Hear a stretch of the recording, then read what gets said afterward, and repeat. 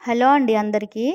ఈరోజు నేను మినప్పప్పు వడియాలు ఎలా పెట్టాలో చూపిస్తున్నానండి. ముందుగా పప్పు రాత్రి నానబెట్టుకోవాలండి.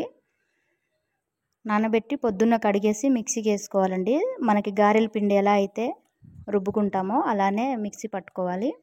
గ్రైండర్ ఉన్నవాళ్ళు గ్రైండర్లో కూడా వేయొచ్చు. ఇది నేను మిక్సీలోనే వేసానండి. కొంచెం వేసుకున్నాను కదా, నేను ఎప్పటికప్పుడు కొంచెం కొంచెం చేసుకుంటా అండి. చూసారా, ఇలా చిన్న చిన్నగా బాల్స్ లాగా తీసి ఒక పళ్ళెంలో అనేది పెట్టుకోవాలి. ఎండ మనకి బాగా వచ్చిందంటే ఒక్కరోజుకి ఆరిపోతాయండి. చూసారా, ఈ విధంగా పెట్టుకోవాలి ఒక్కొక్కటి చిన్న చిన్నగా. ఇవి మా సైడు చాలా ఫేమస్ అండి. మాకు వంకాయ కూరలో కానీ టమాటా కూరలో కానీ ఇవి వేసి వండుతారు. చాలా బాగుంటాయి. పిల్లలకు కూడా చాలా మంచిదండి. అందుకని నేను అప్పుడప్పుడు పెడుతూ ఉంటాను.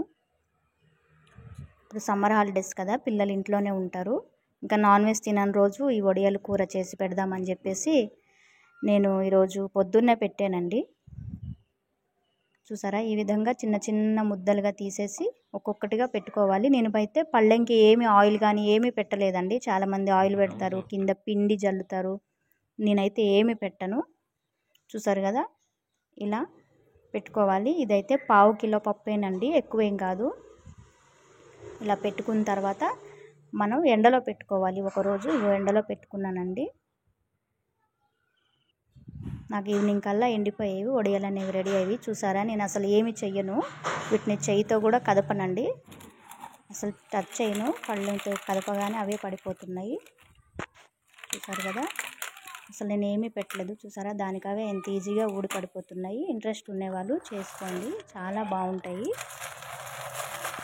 చూసారు కదా, చక్కగా దానంతటికి అవే ఊడిపోయినాయి. నేనేం ఒక్కటి కూడా చేయి పెట్టి తీయలేదు.